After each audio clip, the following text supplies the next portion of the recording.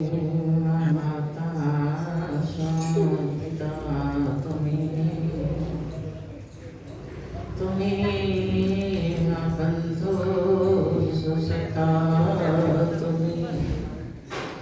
तुम्हें विद्या सुद्रमण तुम्हें सर्वं मम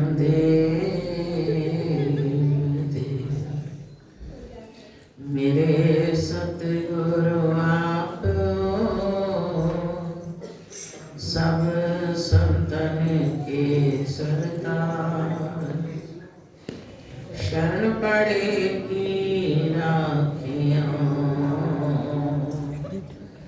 प्रभु जी तुम ही ला शरण पड़ेगी राखियों प्रभु जी तुम ही ला।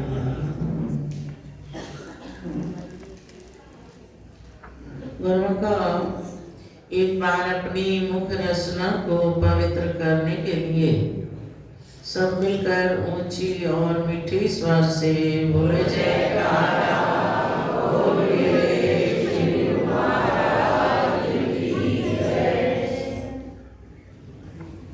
गुरुमुख संतों का संग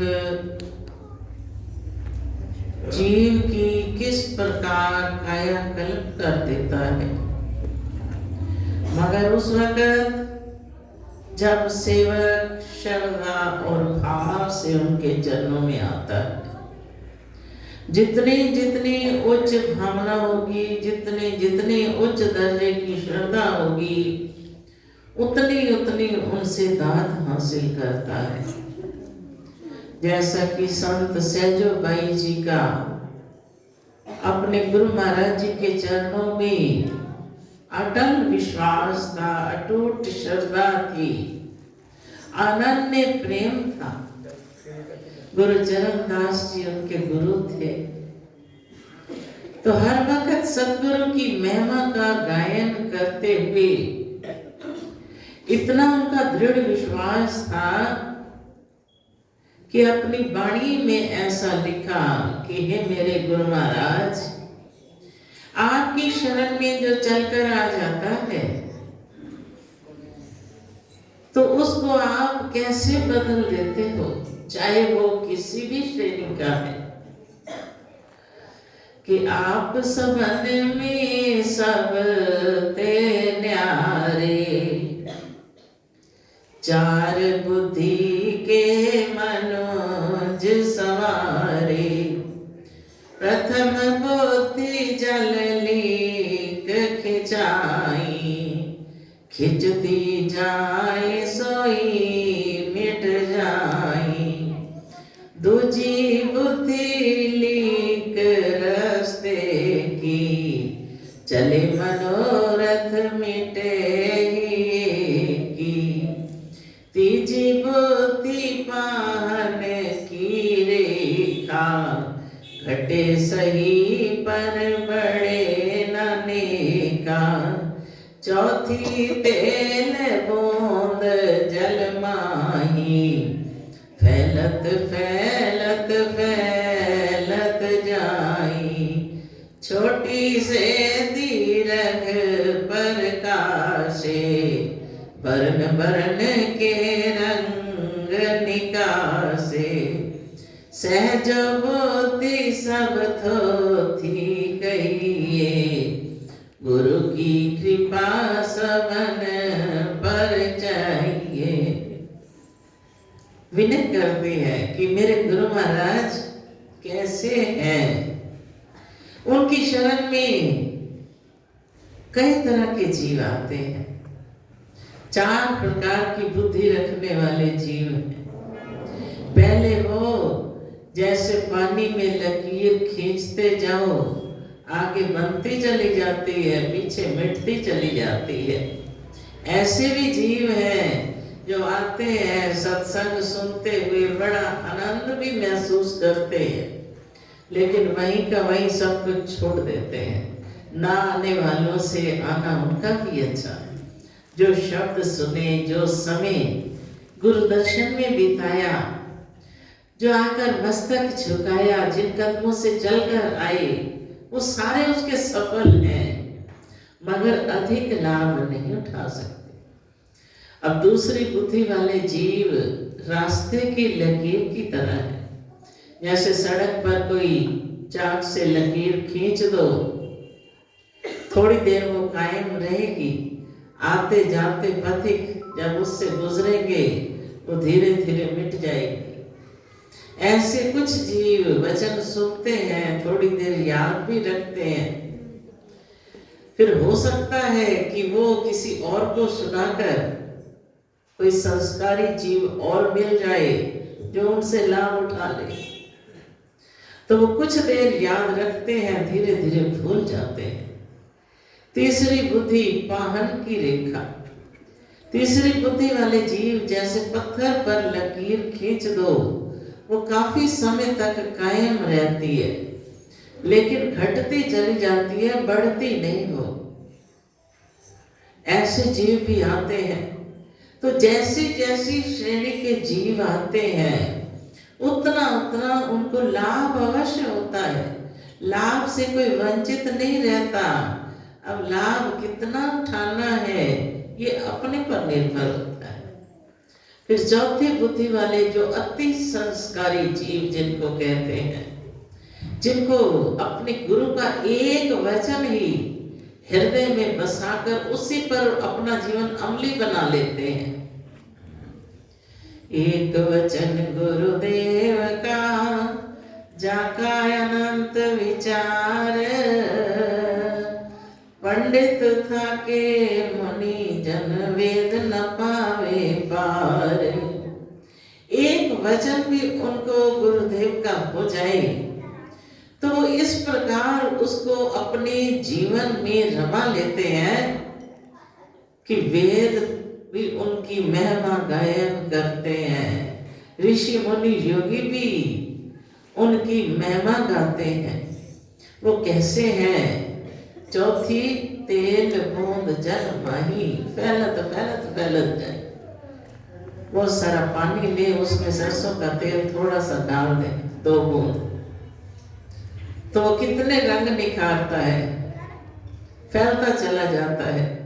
छोटी से दीर्घ प्रकाशे वरण वरण के रंग निकासे। छोटी सी बूंद इतनी फैलती है कि तरह तरह के रंग निकलते हैं उसमें। लेकिन अंत में क्या कहते हैं कि हे मेरे गुरु महाराज, आप तो फिर अति दयालु हो। आपकी शरण में जैसा भी जीव आ जाए, आप उनके किसी भी कर्म की तरफ नहीं देखते। सहजो बुद्धि सब थोथी कहिए, गुरु की कृपा सबन पर चाहिए। बुद्धि चाहे जैसी हो, जिस जीव पर आपकी कृपा हो जाए, जिस पर आपकी रहमत भरी दृष्टि पड़ जाए, उसको तो न जाने भक्ति के धन से मालो माल कर देते हो। फिर जिन्होंने पाया उनके इतिहास ग्रंथों में रचे गए। संत बुल्ले शाह अति संस्कारी थे। बचपन से ही इच्छा थी कि कोई ऐसा मार्ग मिले जिससे आत्मा को शांति प्राप्त हो। खोज करते रहे तो पता चला कि शाह इनायत पूर्ण गुरु है। ढूंढते ढूंढते उनके पास पहुंचे और वो माली का काम करते थे, पौधे लगा रहे थे। बुल्ले शाह पहुंचे, कहते हाथ जोड़कर विनय करते हैं कि आप मुझे कोई मालिक से मिलने का सरल उपाय बतलाओ, कोई रास्ता बतलाओ। तो वो क्या कहते हैं कि बुल्लिया रब दा की पावना, इधरों पुटना ते उधर लाना। कि बुल्लिया भगवान का पाना भी कोई कठिन है, संसार से अपनी सूरत को हटा लो, मालिक के चरणों में जोड़ लो। यही मालिक के मिलने का सही मार्ग है, सही रास्ता है। अब हमारी सूरत तो सारी की सारी संसार में जुड़ी है। फिर कहते हैं भजन में रस नहीं आता, आनंद नहीं आता। भजन में रस तभी आएगा जब हम हर तरफ से अपनी सूरत को हटाकर ध्यान में लीन कर लेंगे, तो अमृत रस ऐसे प्राप्त होगा कि उस वक्त जीव आनंद मगन हो जाए। जैसे ही सुना, उनके वचन इतने दिल को भा गए कि कितनी सुंदर शिक्षा दी है उन्होंने। फिर बेनती करने लगे कि मुझे भी कोई रास्ता बतला दो। वहां फिर उन्होंने उनसे नाम दीक्षा ली, सिमरन करना शुरू किया। अब जैसे ही गुरु की शरण में आए, उनके पास जाने लगे, तो बुल्ले शाह का जन्म बड़े उच्च कुल में, सैयद कुल में हुआ। तो जैसे जाने लगे, सब दुनिया कहने लगी, ये तुम कहाँ जाते हो? इतने बड़े सैयद होकर तुम्हारा इतना उच्च खानदान, और एक अराही को अपना गुरु बनाया। लेकिन उनके मन में दृढ़ विश्वास था, पूर्ण आस्था थी। कहते थे कि मैं सारी दुनिया छोड़ दूंगा, लेकिन अपने गुरु को नहीं छोड़ सकता। बहुत कोशिश की सबने हटाने की, लेकिन वो अपने मार्ग पर दृढ़ थे। तो एक दिन जा रहे थे, रास्ते में बड़े सुंदर रेशमी कपड़े कीमती पहने हुए थे। तो सड़क पर एक भंगन झाड़ू लगा रही थी। उसने देखा कि बेशकीमती वस्त्र धारण करके बुल्ले शाह आ रहे हैं। झाड़ू रोक लिया और बड़े प्यार से कहने लगी, बुल्ले शाह। शाह कहकर सब पुकारते थे कि बुल्ले शाह एक तरफ हो जाओ। अब जिसके मन में जो चाहत होती है, जिस चीज को पाना चाहता है, सारी दुनिया में उसको वो ही चीज नजर आती है। अब गुरु का प्यार हासिल करना चाहते थे, प्रभु का नूरी जलवा देखना चाहते थे। तो कहने लगे, इसने कैसी सुंदर शिक्षा दी है। अब मेरा मन कभी संसार में भटकता है, कभी गुरु महाराज जी के पास जाता है, मैं भटक रहा हूँ। और इसने कैसी सुंदर शिक्षा दी है कि बुल्ले शाह एक तरफ हो जाओ, कि अपने मन को एक तरफ लगा लो। अब गुरु महाराज जी के चरणों में और अधिक अनन्य प्यार हो गया। अब तो दिन रात गुरु की सेवा में बिताने लगे। अब घर वालों को चिंता कि ये कहाँ एक अराही के पास जाते हैं, उनको गुरु धारण कर लिया। एक दिन सारा परिवार इकट्ठा हो गया। कहते हैं हम सब मिलके समझाते हैं कि तुम मत जाया करो, ये तो हमारे खानदान पर भी कलंक है। तो सारे इकट्ठे हुए, बुल्ले शाह को बिठाया और सब कहने लगे कि बुल्ले नो समझावन आया, बैना ते भर जाया। बुल्ले नो समझावन आया, बैना ते भर जाया।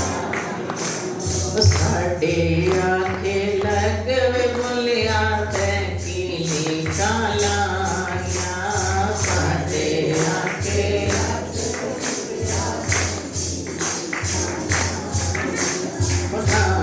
तेरा पाक मोहब्बत सोसती नाल आया।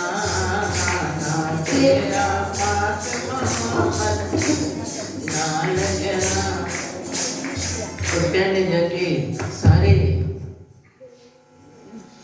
कि बुल्ले शाह, तेरा नाना इतना बड़ा पाक मोहम्मद है और तूने अराइयों के साथ दोस्ती लगाई है, ये छोड़ दो। अब उनका अपने गुरु के चरणों में कैसा विश्वास है, कितना प्यार है। सबको वो जवाब देते हैं कि जो कोई मैनो आखे सैयद, जो कोई मैनो आखे सैयद, दो जग मिलन सजाया, बोले समझाने आया कहना के बरसाया, बोले समझाने आया कि तुम सब कह रहे हो अपने गुरु को छोड़ दे।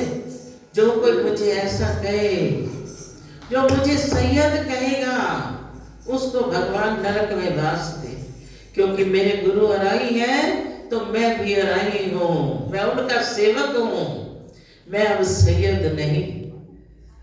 जो कोई मैनो आखे अराई,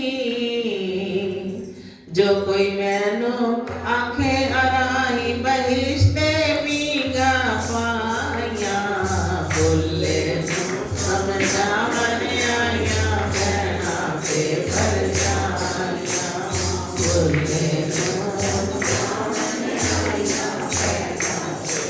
सबको कहते हैं कि तुम अगर मुझे अराई कहो तो भगवान तुम सबको बैकुंठ ले जाए, बैकुंठ में वास दे। इसको कहते हैं सच्ची लगन, सच्चा प्यार, जो किसी भी सूरत टूटने ना पाए, चाहे लाख कोई रुकावट डाले, लाख भटकाने की कोशिश करे। अगर किसी के भटकाने से हमारा मन ही भटक जाता है तो हमारा फिर प्यार कैसा। उधर तो हम प्रेमी बने, कहें कि हमारा प्यार है, उधर दुनिया की बातों का असर हमारे मन पर ऐसे पड़ जाए कि हमारा अपना मन ही गुमराह हो जाए, उसको प्रेम नहीं कहते। छिन ही चढ़े छिन उतरे, सो तो प्रेम ना हुए, अघट प्रेम पिंजर बसे, प्रेम कहावे सोए। छिन में प्यार घट जाए, मन की मुराद पूरी हो गई तो हमारा प्यार बढ़ गया, हम उनसे इतना प्यार करने लगे कि हमारे जैसा और कोई है नहीं। और अगर मन की मुराद पूरी ना हुई तो हमारा मन और सोचने लग गया, विश्वास ही उठ गया कि ये कैसा है। मगर जिनके मन में अपने गुरु के प्रति विश्वास है, अटूट श्रद्धा है, कभी भी वो दुनिया की बातों में आकर डगमगाते नहीं। भले उनको क्या कहते हैं कि जो मेरे गुरु महाराज हैं, मैं भी उन्हीं का सेवक हूँ, जो उनकी जात है वो मेरी जात है, जो उनके वचन है वो ही मेरा सरमाया है। इसको कहते हैं सच्चा प्रेमी, सच्चा सेवक, जो हर घड़ी अपने मालिक में अपने आप को लीन कर लेता है, कभी भी भटकने नहीं पाता। मन है शैतान का कारखाना, ना जाने कहां कहां हम अपने दिल को जोड़कर बैठे हैं। विश्वास तो करते हैं दुनिया पर, आस रखते हैं मालिक पर, तो फिर ये कैसे काम करने। अगर मालिक पर विश्वास है तो दुनिया का विश्वास हटाना पड़ेगा, अपने मालिक पर दृढ़ विश्वास रखना होगा कि मेरे प्रभु जो मुझे हिदायत देते हैं मैंने उस पर चलना है। दुनिया की बातों का उस पर असर नहीं होने पाता। तो इसलिए महापुरुष भी हमें यही समझाते हैं कि कैसे है मेरे गुरु महाराज, उनका एक एक वचन अमोलक हीरे मोती की न्यायी है। एक वचन गुरुदेव का जाका अनंत विचार, एक वचन भी गुरुदेव का अगर हम हृदय में धारण कर लेते हैं तो वो हमारे अंदर कैसे रंग लाता है, जैसे तेल की बूंद पानी में रंग निखारती है। एक वचन से ही सेवक अपने स्वामी का विश्वास पात्र बन जाता है। अगर उनको दिल में बसा लेता है। पंडित थाके मुनि जन वेद न पावे पार। पंडित मुनि जिनकी महिमा गाते गाते थक गए, वेद भी पार ना पा सका ऐसे सेवक का जिसने ऐसा विश्वास किया और अपने मालिक से प्यार किया। तो आओ हम भी अपने प्रभु के चरणों में यही विनय करें कि प्रभु तेरे चरणों में हमेशा मेरा ध्यान लगा रहे। तेरा दास बनकर आपके चरणों में बैठकर भक्ति का अमृत रस पीता रहूं। प्रभु आपने तो भक्ति का सुंदर हाट खोल रखा है। वो भी कैसा? हट सतगुरा खोलिया भक्ति दा। हट सतगुरा आओ सौदा करने वालियो, आओ सौदा झोली भर लो सारे, झोली देता सदनों प्यारे। मेरा सतगुरु रूप इलाही है।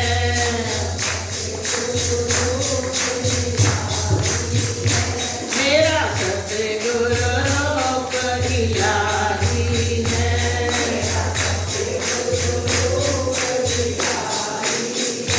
सभी काल में जोत प्रगटाई है।